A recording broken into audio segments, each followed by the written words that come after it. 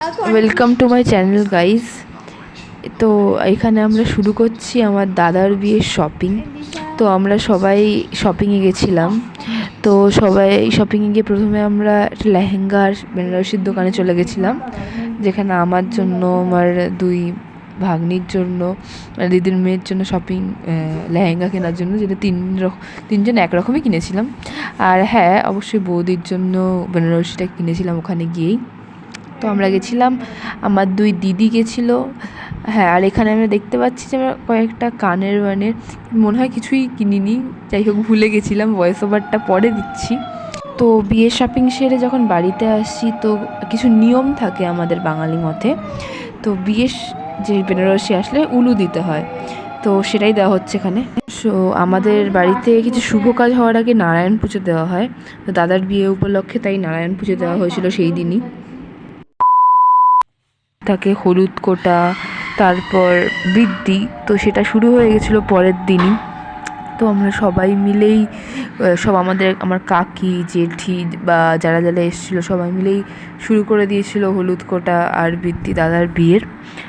তো সকাল সকাল আমাদেরও খুব মনটা ভালো হয়ে গেছিলো, কারণ বিয়ে আসলে বাড়িতে সবারই মন ভালো থাকে।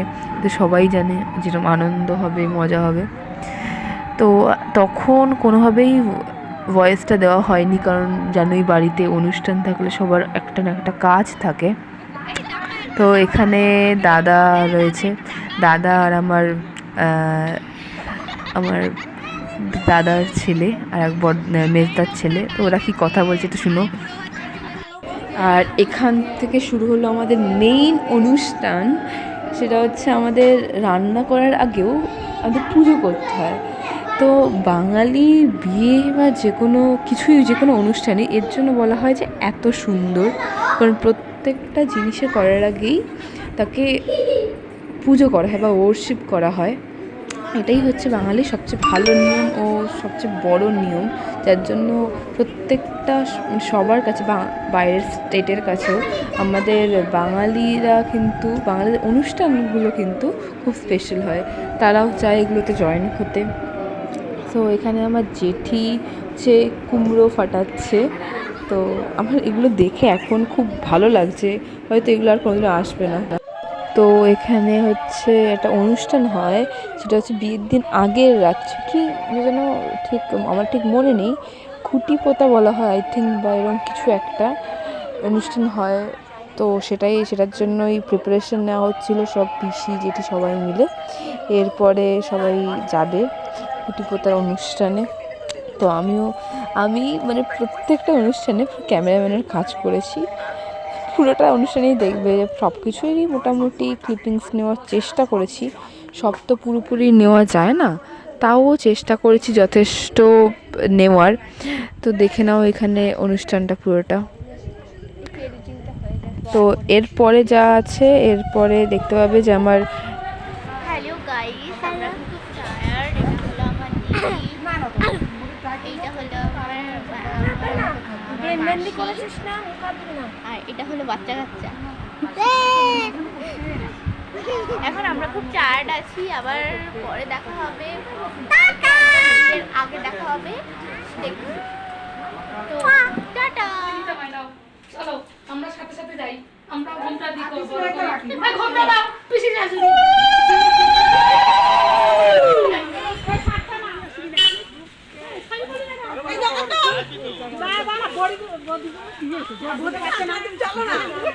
লাইট দেখতে লাইট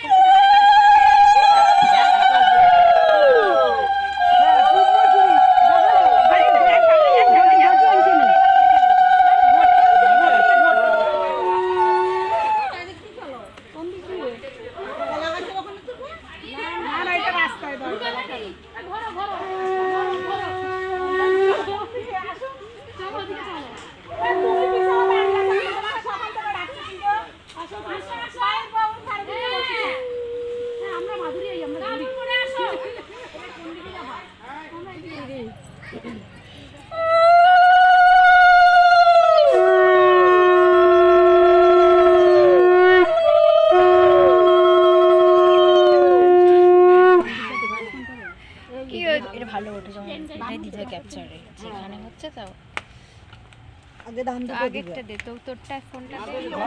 মাঝে ধরে দিলে না তো ব্যাগে যাই এখন দেবে মিষ্টি, এখন দেয়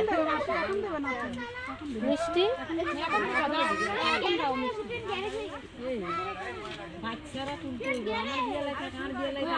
এটা উত্তোলনের সময় আরে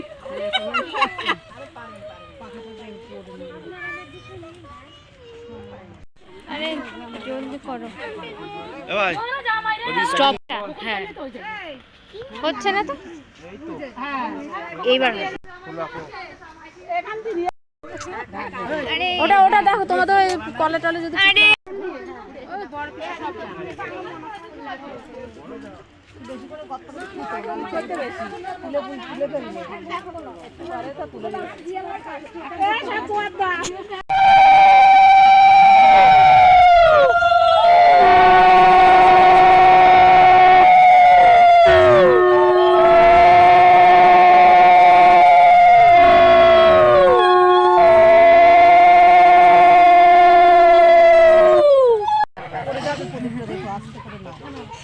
তো এখানে সবাই পিড়ি সাজাচ্ছিল, তো আমার বৌদি মেনলি করছিল, আমার মেজো বৌদি, আর এদিকে আমার দিদি ছিল, সব ওরা পিড়ি সাজানোর প্রস্তুতি নিচ্ছিল।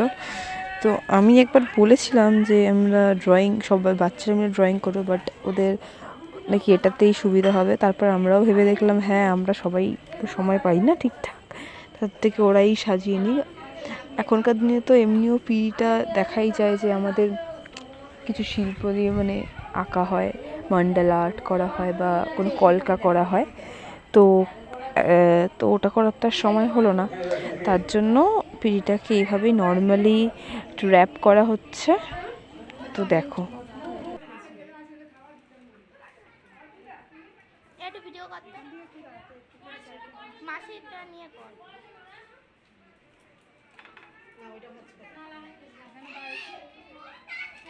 তোমার মাসির গরমে ইয়ে যাচ্ছে, জল বেরোচ্ছে গায়ে দিয়ে, গায়ে দিয়ে তোমার মাসির জল বেরোচ্ছে।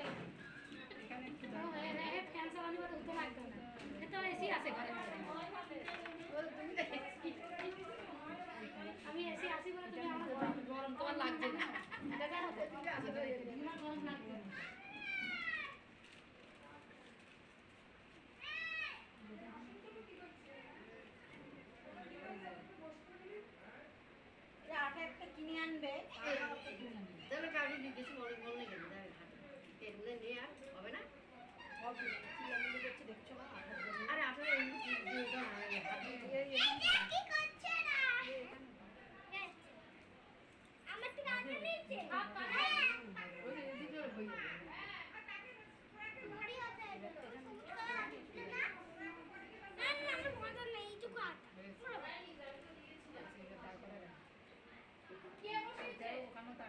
তো এরপরেই আসবে নেক্সট পার্টের ভিডিও। তো আপাতত একটু ওয়েট করো, আমাকে এডিট করার সময় দাও, সবেমাত্র অনুষ্ঠানটা হয়েছে বাড়িতে, তো আমাকে একটু সময় দাও। Next part coming soon. 2000 years later.